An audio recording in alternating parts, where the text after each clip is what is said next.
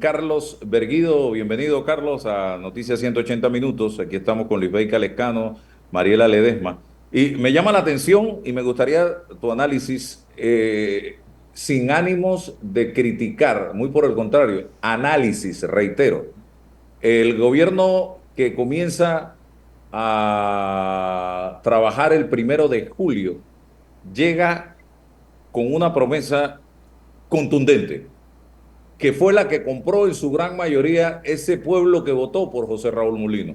Y es la promesa de más Chen en el bolsillo. Eso es lo que está grabado en la mayoría de la gente. Y lo he hablado con varios analistas y me lo dicen así, contundentemente. Chen.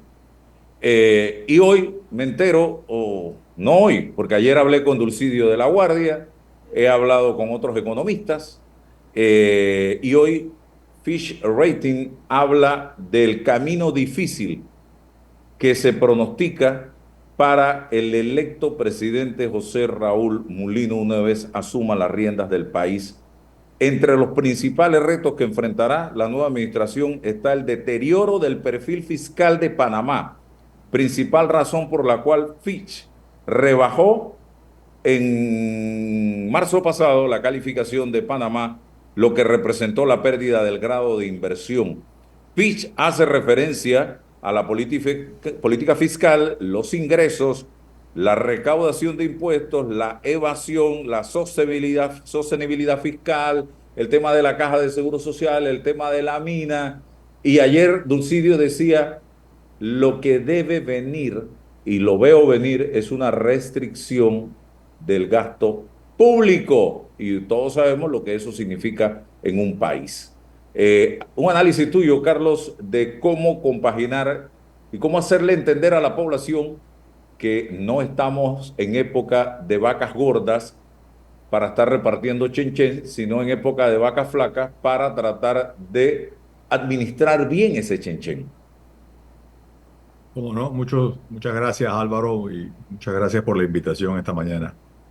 Mira, con gusto te puedo hago eco de las anotaciones que acabas de leer del reporte de Fitch. No hay la menor duda que el nuevo gobierno enfrenta una situación que tiene múltiples retos en el orden fiscal, las finanzas públicas, el tema minero, la caja del seguro social. No hay la menor duda que hay retos muy importantes. Sin embargo, yo debo subrayar también que las primeras acciones de este gobierno electo que entra en funciones el 1 de julio han sido acciones que conllevan señas muy poderosas, conllevan una declaración de intenciones bien contundente. ¿Y a qué me refiero? Las declaraciones del propio presidente electo, en el sentido de poner orden en las finanzas públicas y atender de manera frontal y decisiva, temprano en su gestión, el problema del seguro social es una declaración de intenciones sumamente importante y positiva. La otra siendo la designación de un gabinete, y debo decir que en general, pues consideramos que es un gabinete de muy buena calidad. Y hago énfasis en pues, hablando del tema económico, la designación del señor Felipe Chapman, economista de muchísima trayectoria y que ha declarado en muchas ocasiones, no de ahora, sino de todo el tiempo, la necesidad de tener un Estado que se maneje con disciplina fiscal, con prudencia y que sobre todo propicie o privilegie el gasto bueno en comparación con atacar el gasto malo. ¿Y a qué me refiero? Son señales muy contundentes de una intención que inicia con esta designación de que vamos a enfrentar el problema fiscal del Estado. Eso significa no necesariamente una austeridad en todo, pero una austeridad en el mal gasto, en el gasto de despilfarro, en el gasto de endeudamiento para pagar endeudamiento, en el gasto de gastos quizás de personal exagerado, gastos políticos, que sabemos que el gobierno saliente ha sido criticado desde muchos ángulos. Entonces, el solo hecho de comenzar a ejecutar un presupuesto con ese norte, con esa brújula, indicando el curso de decir, vamos a, como si fuera un hogar, ¿no? Vamos a eliminar los gastos suntuarios, vamos a eliminar los gastos innecesarios, vamos a reducir los lujos, si se quiere, o los gastos no necesarios y vamos a enfocarlos en invertir en mejor infraestructura, una infraestructura que dote al país de una mejor capacidad de productividad, a la vez que va a generar empleos, empleos buenos, empleos dedicados a crear infraestructura, a mejorar las inversiones, la capacidad productiva del país. Eso de por sí debería tener varios impactos. Lo primero es generar la confianza que los mercados públicos requieren para volver a ver a Panamá como o digámoslo de vuelta, para no ver a Panamá como un ángel caído que perdió la calificación de riesgo, sino decir, bueno, mira, vamos a darle una oportunidad al nuevo gobierno que esas declaraciones de intenciones se conviertan en hechos en la práctica. Y eso pues podría, ojalá, conllevar que las otras dos calificadoras no nos rebajen la calificación de riesgo y que de repente Fitch reconsidere. Eso de por sí sería una bonificación, si se quiere, para el país, pues implicaría inmediatamente una reducción en el costo del endeudamiento.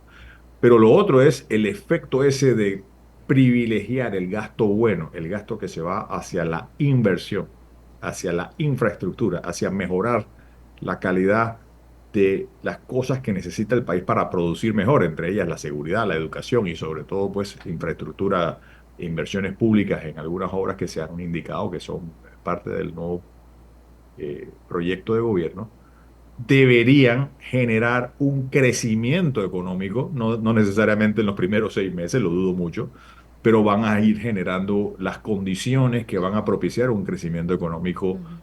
sólido, sostenible, a partir de quizás el año entrante. Y eso yo creo que esas son muy buenas noticias, muy buenas señas muy poderosas que ha enviado el señor presidente electo y ahora está por verse pues la ejecución de eso, ¿no? Y para eso vamos a necesitar, obviamente, el gobierno va a necesitar un nivel de consenso político importante. Y la Eh, comprensión de la gente, por evidentemente. supuesto, por Y supuesto. decía Muchísima Dulcidio ayer, comunicación, Álvaro, muchísima comunicación, muchísimo del comunicación. trabajo que hacen ustedes todos los días de explicar estas cosas, no para favorecer ni atacar al gobierno, simplemente para comunicar en un lenguaje entendible, accesible a la población, qué son los retos que tenemos, cómo se van a enfrentar y cómo es enfrentar esos retos es algo que va a producir un beneficio social mayor en el mediano plazo, diría yo, ¿no? Me Carlos, una causó, pregunta. permíteme un segundito, Mariela, me causó asombro. Escucha esto, Mariela y Carlos. Dulcidio decía ayer que el corte con el machete que tiene que dar el nuevo gobierno para el último semestre es de 2.500 millones de dólares. 2.500 tiene que ahorrar en este segundo semestre. Y no sabemos cómo van a encontrar las finanzas, porque muchas veces los gobiernos cuando están saliendo toman cursos de cosmetología, son Sí. expertos maquillando las finanzas del gobierno.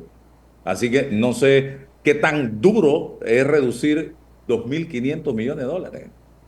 Es un reto importante, pero también la contraparte de eso, Álvaro, es lo que todos en la sociedad civil también hemos visto, el aumento indiscriminado de la planilla del Estado, por ejemplo. Y muchas veces sabemos que es una planilla no necesariamente productiva, es una planilla que ha ido siendo aumentada para favorecer, para darle oportunidad a personas que no tienen cómo insertarse en el mercado laboral privado, pero también para actos de política, por intereses de Clientelismo. partidismo, clientelismo. Entonces, yo creo que esa es una práctica que hay que reducir, hay que eliminar en lo posible. Y si son 2.500 millones o son 1.500 o son 800, yo no tengo la menor idea porque no soy experto en la parte presupuestaria, del manejo presupuestario del Estado. Seguramente es un subsidio de la Guardia, es una persona sumamente autorizada para declarar cosas como esa, pero no hay la menor duda que hay un reto muy grande de hacer esos recortes, pero son retos que van a generar un rédito muy importante si se logran hacer. Pues, ¿por qué?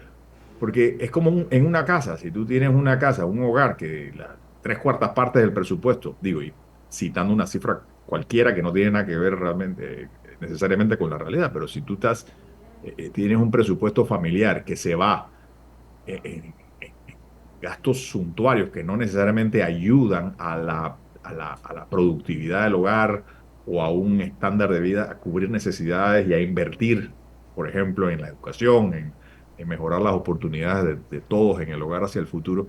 Evidentemente son recortes que duelen cuando se hacen, pero que van a generar un rédito positivo a ese hogar una vez que tomes la decisión de hacerlo, comenzando con eliminar el endeudamiento generado por ese gasto exagerado que se está yendo en, en, en cosas no necesarias, gastos no innecesarios. Mariela, Hola Sí, Mariela, buen buenos día. días, ¿cómo estás? ¿Cómo estás, Carlos? Gusto de Sin saludarte. saludarte. A ver, dos cositas porque me llamó la atención cuando hablaste de, bueno, que la buena voluntad de Fitch de cambiar la calificación y que eso puede tomar. ¿Cuánto tiempo cambia? Así como a grosso modo pudieras indicarnos, puede tomar si todos los astros se juntaran y Fitch quisiera reconsiderar lo de la calificación, ¿cuánto tiempo puede tomar? ¿Un año? No tengo la menor idea. Un año suena razonable, pero yo creo que esa pregunta mejor se la haces a la propia gente de Fitch, que a lo mejor te aceptan una Claro. invitación para ir al programa uno de estos días, pero yo en Sí, realidad sería una buena idea. Y sí, ojalá, lo sí. otro, de repente es una muy buena idea. Ellos suelen ser muy cautos en dar declaraciones sí. así en este tipo de contextos.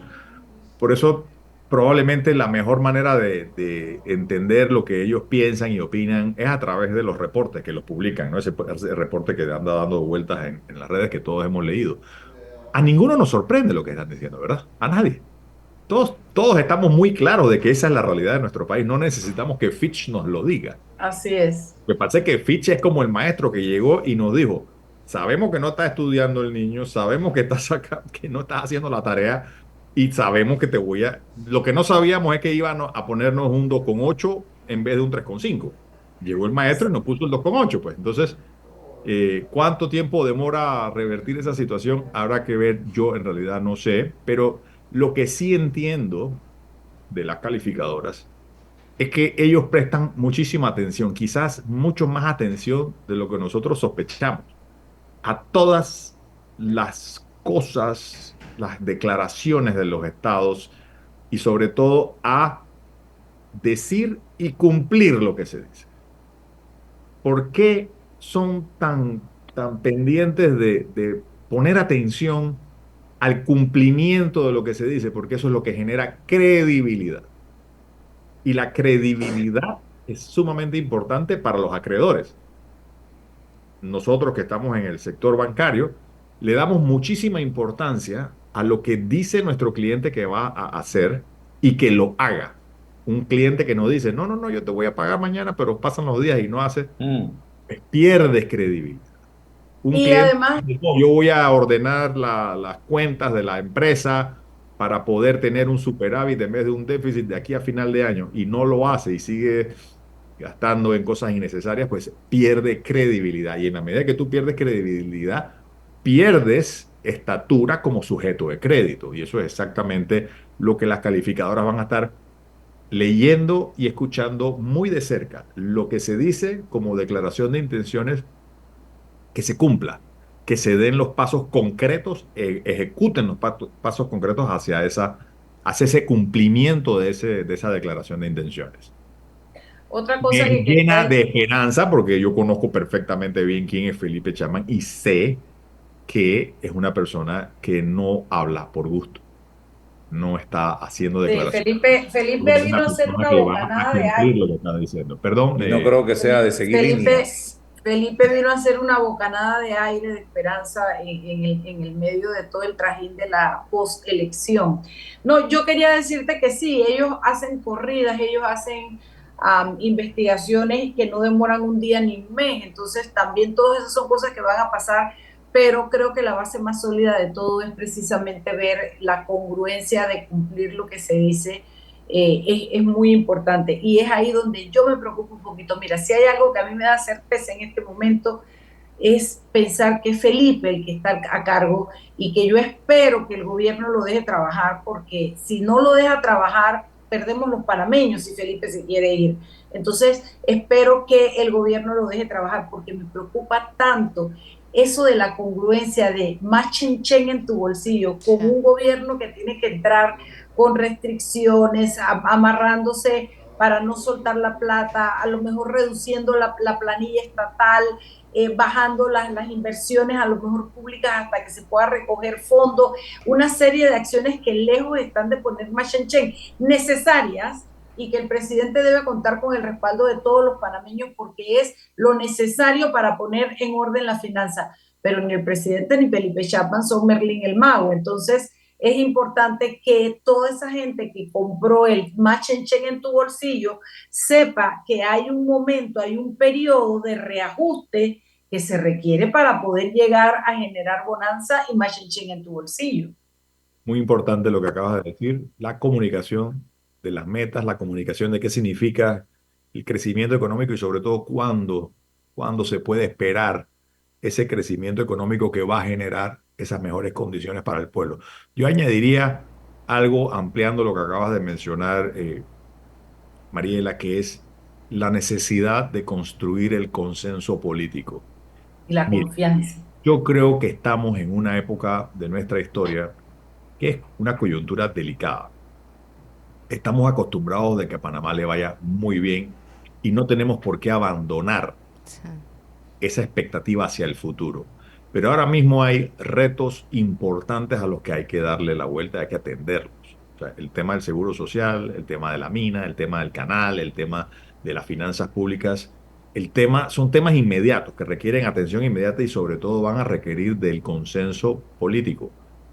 Creo que el gobierno, quizás la tarea más importante que tiene ante sí para ayudar a la gestión del Ministerio de Economía y Finanzas va a ser ayudar a construir el consenso político en esa asamblea nueva que está por inaugurarse el 1 de julio. ¿Cómo convencemos a que la mayoría realmente anteponga los intereses del país y de resolver estas 4 o 5 crisis que tenemos que necesitan ser resueltas para el bien de todo el país? A todos nos va a ir bien si las resolvemos. A todos nos va a ir súper mal si no las resolvemos. Sí. Entonces, ese trabajo que bien hacen los políticos, el líder del país nuestro acaba de ser electo, tiene una misión que es fundamental, que es construir ese consenso político. Y nosotros todos, medios, los gremios, debemos ayudar a construir el consenso político para lograr la reforma que requiere el IBM del Seguro Social, ¿no? Las pensiones. La reforma que se requiere para poner orden en las finanzas públicas y eliminar el gasto innecesario de ese que estuvimos hablando hace un momento. El consenso que va a requerir negociar lo que sea que se negocie con la empresa minera, ya sea que se abra para cerrarse o se abra para abrirla o que se cierre definitivamente, pero con un contrato. Lo que no podemos es pensar que eso se va a resolver solo. O sea, este impasse en el Sí. que estamos es el que no se puede, no se puede, no se debe permitir porque le hace daño a todos los ciudadanos del Sí. país. Señor Pensar que la Berguido, puede bueno, sola. mm, Dime, Mario.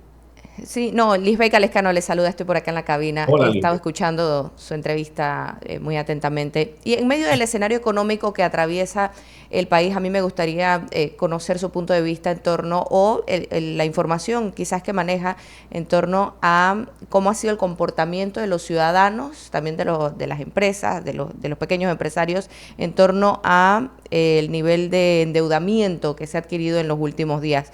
¿Ha impactado de alguna manera el tema de elecciones en este tema?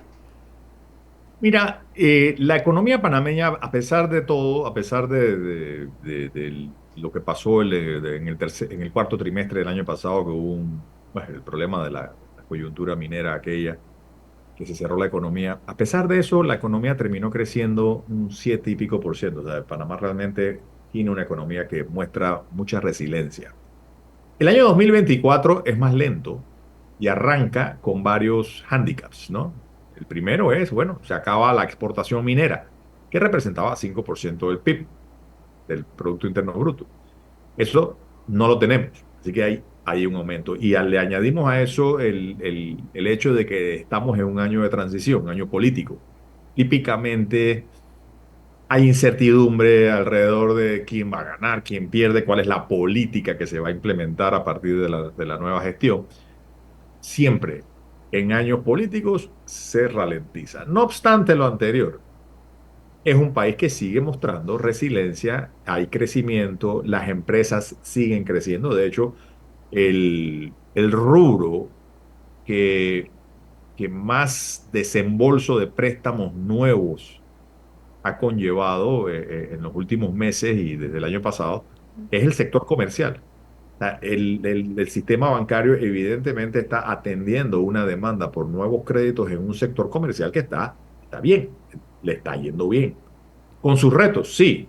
Con sus problemas, sí, pero siempre con ese optimismo tan típico de los panameños que dicen, hey, ¿sabes qué? Independientemente de lo que pase con las elecciones, el lunes 6 de mayo yo tengo que ir a trabajar de todas maneras y tengo que ir a vender, tengo que ir a producir, y así somos los panameños. Y eso es una de las grandes ventajas que tiene este país. Nos hemos levantado anteriormente de crisis y de situaciones coyunturales muchísimo más complicadas de las que estamos atravesando ahora mismo. Y eso es una característica muy importante que sigue sosteniendo una economía que demanda crédito y tenemos un sistema bancario capaz de atender esa demanda de crédito y eficientemente ayudar a esa dinamización de la economía. Así que Estados Unidos ha estado luchando contra la inflación y han tratado a través del aumento de las tasas de interés de controlar el consumismo para tratar de frenar un poco la inflación. El señor Berguido, en Panamá nos hemos visto impactados de una u otra manera por esas alzas en las tasas de interés y a eso se suma que hemos perdido el grado de inversión, lo que significa que conseguir un dólar ahora es más caro para los panameños afuera. ¿Cómo está impactando en este tema los préstamos y si va a seguir aumentando las tasas de interés en Panamá? Porque de eso se habló antes de ayer en un evento realizado por la Asociación Bancaria de Panamá, creo que fue, y donde estuvo el superintendente de bancario. Hábleme al respecto. sí, el evento fue un evento de la Superintendencia de Bancos hace dos Ah, días, ok. Sí. de estabilidad financiera. Mira, las tasas de referencia de la Reserva Federal no esperamos que bajen este año. A pesar del optimismo que había a finales del año pasado de que este año comenzaran a bajar, producto de que se esperaba que el fenómeno inflacionario ya estuviera bajo control, no ha sido el caso. Esta mañana, precisamente antes de venir a la entrevista, leía las declaraciones del gerente general del banco de inversiones Goldman Sachs, que es una voz sumamente autorizada de la bolsa, igual el de JP Morgan, que son gente que conocen de esto mucho más que todos nosotros. Y ellos decían que no ven cero oportunidades, cero chances de que las tasas de referencia bajen este año. ¿Por qué? Porque la inflación en Estados Unidos todavía no ha sido controlada, no la han llevado a la meta. La meta de inflación para los americanos es de 2% anual, todavía está por encima de 3%. Hay un reto todavía, se está comenzando a controlar, pero todavía falta mucho por hacer. Entonces, en la medida en que la Reserva Federal todavía no ajuste hacia la baja, sino que las mantenga, acá en Panamá, ¿qué está pasando? Aquí todavía estamos en el proceso de absorber el aumento que se dio en el año 2022 y 2023. Aquí todavía estamos en ese proceso de de aumentar las tasas que se pagan por los préstamos, a medida que los depósitos a plazo van venciendo con tasas viejas y hay que repreciarlas y ponerles, ¿sabes? Para poderlos conservar, para que esos clientes no se lleven su dinero a otros centros bancarios fuera de Panamá. lo que hacen los bancos, cada uno con sus clientes van manejando las oportunidades, las opciones y eso ha generado un aumento importante en el costo de fondos en Panamá para el sistema bancario. ¿Qué pasa con ese aumento en el costo de fondos? Se traduce en un aumento de costo de intereses sobre los préstamos que hay. Y efectivamente hay bancos que todavía están en el proceso de repreciar, aumentar algunas tasas de interés. A mí personalmente me llegó mi carta de aumento de tasa de interés hace un mes aproximadamente, mi crédito hipotecario. Y no es de extrañar que ese proceso va a seguir por un rato mientras termina de absorberse ese aumento de tasas que ha habido en el costo del dinero dólar, que es el que nos afecta más a nosotros.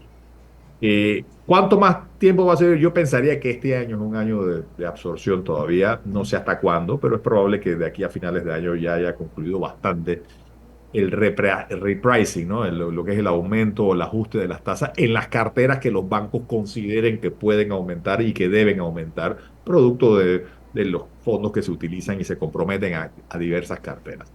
Esto no es una decisión que se toma a nivel central, es una decisión que cada banco toma independientemente en la misma proporción en que están sus carteras de crédito expuestas a los aumentos de costos del fondeo, ¿no?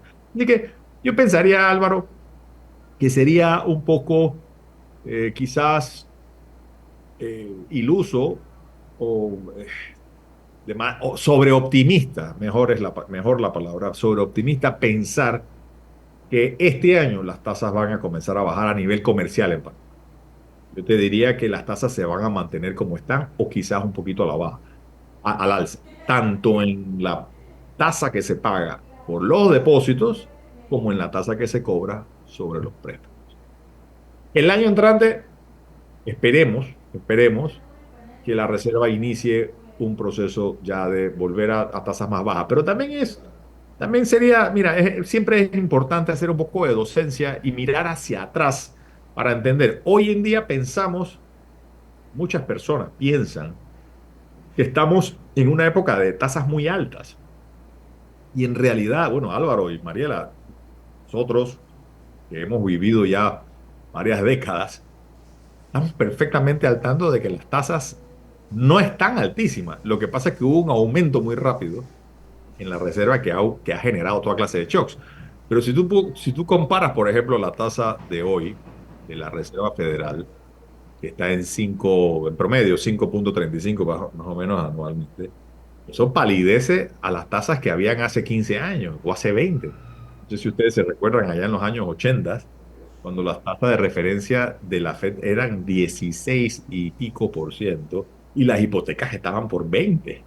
Es decir, por 20% anual. Yo recuerdo a mis padres hablar de lo caro que estaba la hipoteca con el banco que tenían en esa época, cuando yo estaba muchacho, cuando estaba en la escuela, en la Salle, ¿no?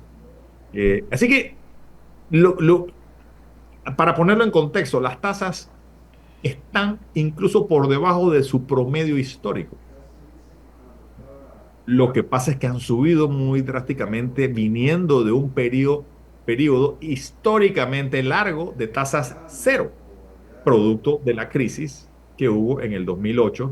No sé si recuerdan cuando hubo la crisis de las hipotecas en Estados Unidos, que se generó lo que se llamó el fenómeno de la gran recesión, en donde las economías se fueron al fondo y para estimular el crecimiento económico, la Reserva y el Tesoro de los Estados Unidos decidieron bajar las tasas a cero para estimular el consumo y para estimular la compra de bienes y la inversión. Y se mantuvieron por un periodo desde el 2008, creo que hasta el 2016, eh, en el piso, cercanas a cero. Comenzaron a subir hasta el año 2019, llegaron a 2 y pico por ciento. ¿Y qué pasó? Vino la pandemia. Ujú. Y Sí. las economías vuelven y se fueron al fondo. Y los gobiernos, una vez más, para estimular el crecimiento económico en un periodo de mucho golpe económico, las volvieron a llevar a cero. ¿Qué pasó? Se le fue la mano en el estímulo.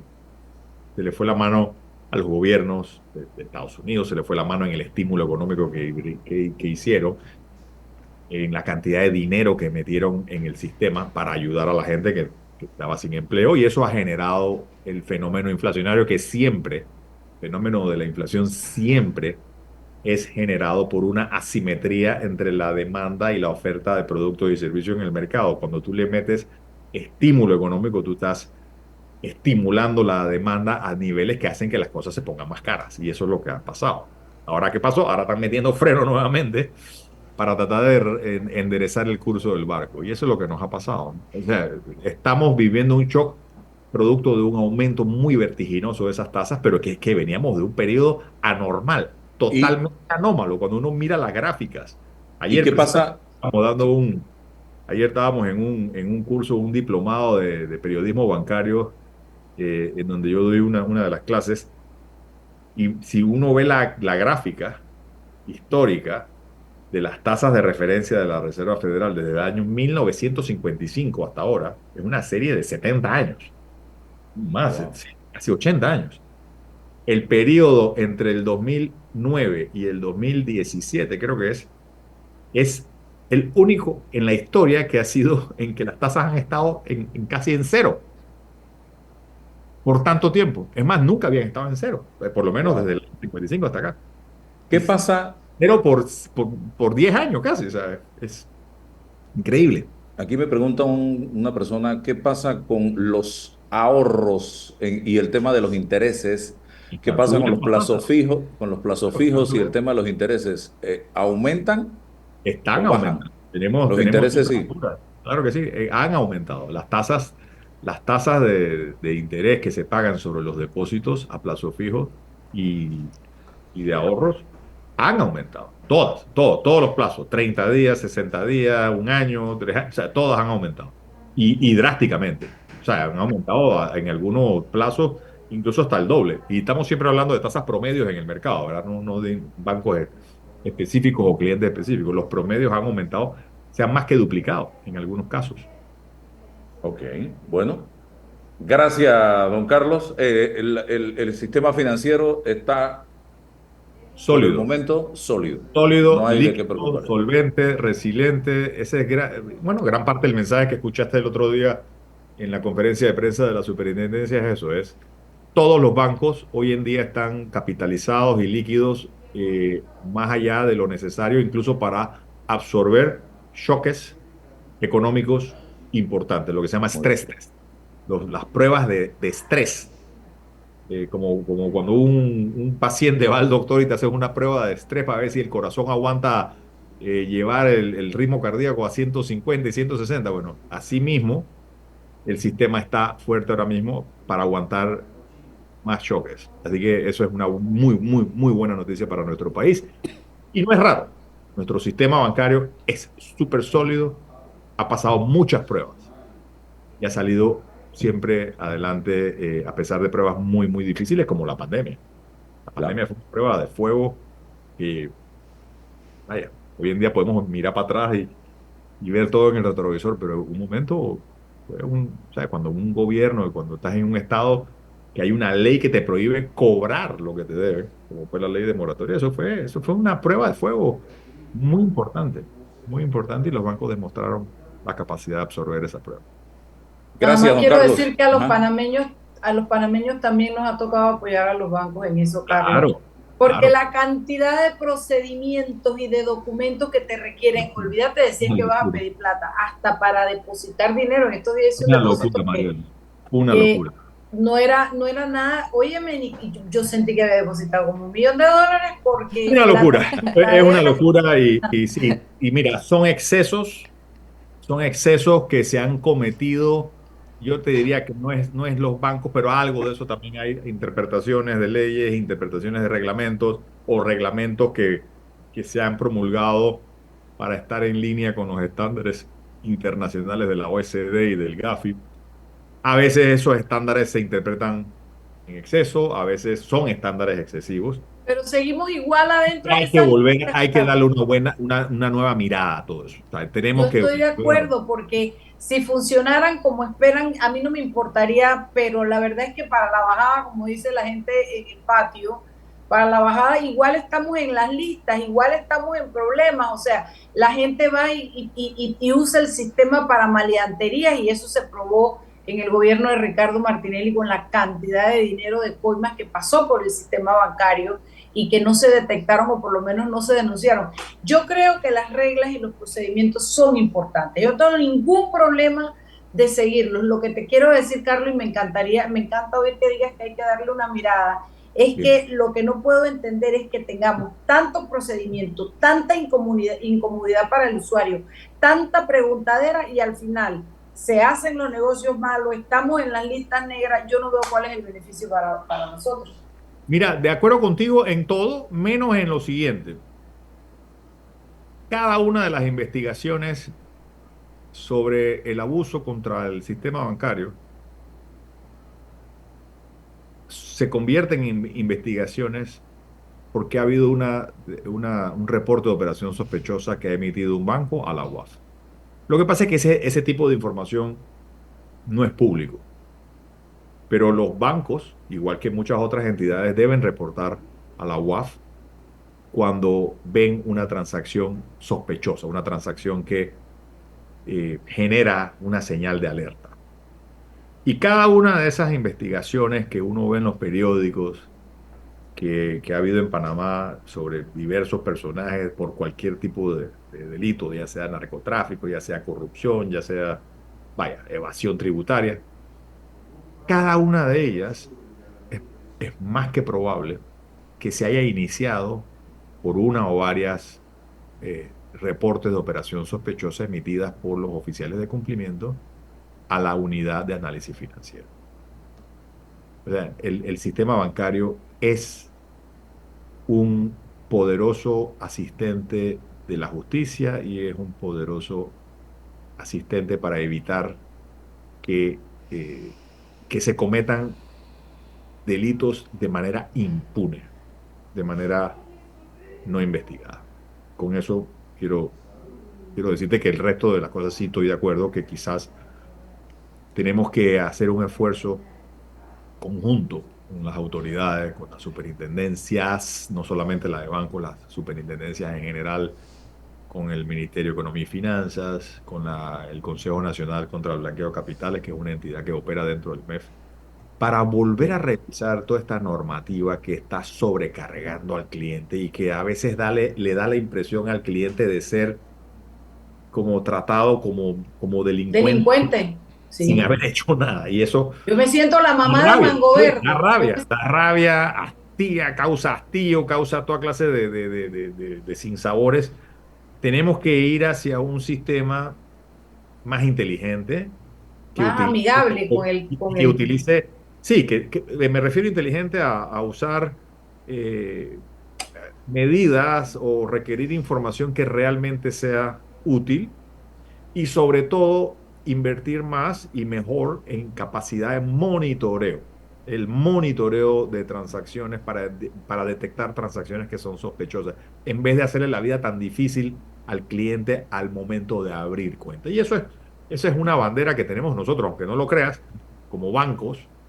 Es un esfuerzo que hacemos y lo tratamos y tratamos y tratamos con las autoridades y algo se hace, pero es lento y es difícil que llegue al cliente todavía. Carlos.